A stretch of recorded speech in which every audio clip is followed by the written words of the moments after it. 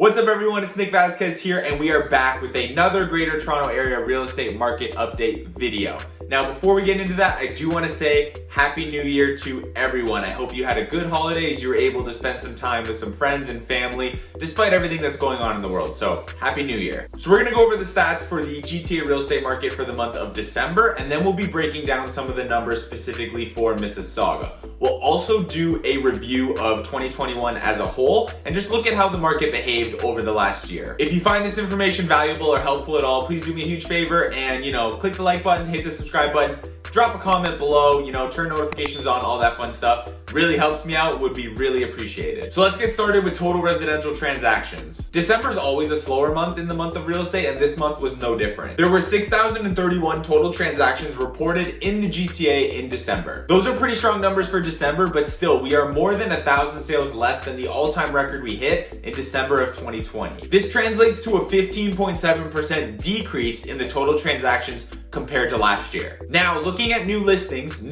are down 11.9% compared to December of 2020. We had 5,174 new listings this month compared to the 5,870 we saw this time of last year. The number of new listings in December was also much lower than the listings we saw in November of 2021, about half the number of listings, which is not unusual because December is usually just a slower month in general. However, it is still a pretty big hit. No surprises here, and like I've been saying in the past few market update videos, the low supply with the high demand is leading to really high year-over-year increases in the average selling price. The average selling price for the GTA as a whole is now over $1.15 million. That number is up 24.2% compared to last year. That number is slightly lower than the all-time high average selling price that we saw in November, but the difference is kind of negligible and honestly not even worth commenting on. Now that we got that quickly out of the way, now let's talk about how the market performed in 2021 and do a year-end review. So looking at some quick stats for 2021 as a whole,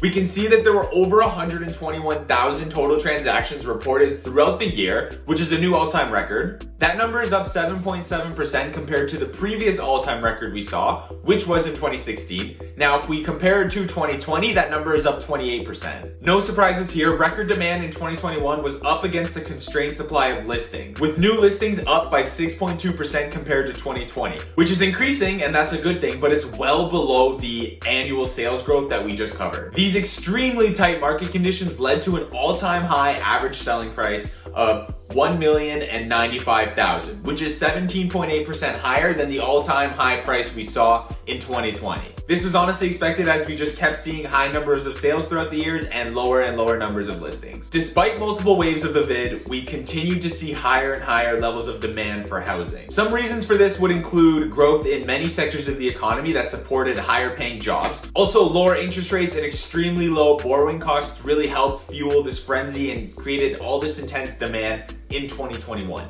This demand is expected to continue into 2022 as well. One sales trend that stood out in 2021 compared to 2020 was that there was a resurgence of demand for homeownership within the city of Toronto.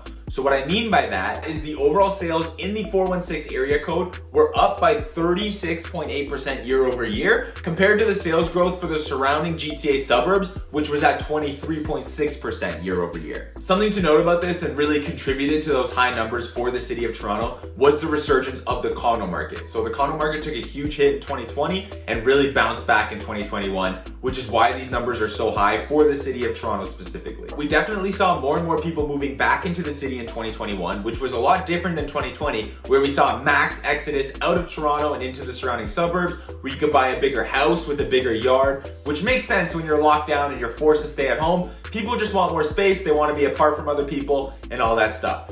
But obviously in 2021, as things opened up, more and more people started moving back into the condo market and into the city itself. As mentioned previously, and at risk of sounding like a broken record, these tight market conditions prevailed throughout all of 2021 with a lack of inventory across all of the various home types. This led to intense competition between buyers and double-digit increases in the average selling price. Looking forward, the only real sustainable way to make this all chill out, simmer down, is to really just increase the supply, and that'll help moderate this price growth. History has shown us that demand side policies like adding additional taxes to primary residences, foreign buyers, or small scale investors, things like adding a stress test, all these things have not been a long-term solution to housing affordability. You can look at the last decade and see that all these things have been implemented, and all that's really happened is appreciation has gone up, prices have basically tripled. And like I mentioned earlier in the video and in a lot of my previous videos, I do think we're gonna continue down this path and things are gonna continue going in this direction. I'm gonna be putting out a video next week of what I think is gonna happen in 2022, so do make sure you're subscribed with notifications on if you wanna check that out and you wanna keep yourself informed. Moving on, let's get into the numbers for Mississauga. In December, there were 539 sales in Mississauga, and the average price of a home is now over $1,092,000. That number is 23.9% higher than last year and 5.1% higher than last month. The average price for a detached home is over $1.8 million, which is way up from last month, almost 200K if I might add. A semi-detached will cost you $1.13 million, which is up from last month. The average price for a townhome is $1.117 million.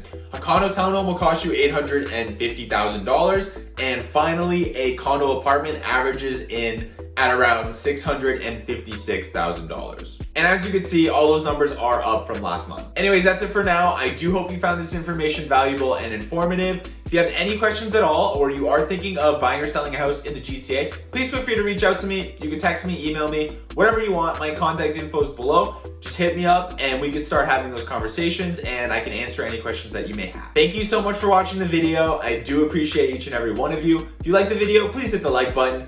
Drop a comment below and make sure you are subscribed to see my next videos because we are going to be putting out some great ones, including that 2022 market prediction video coming out next week. So make sure you're subscribed, turn notifications on, and until next time, enjoy yourself and have a great week.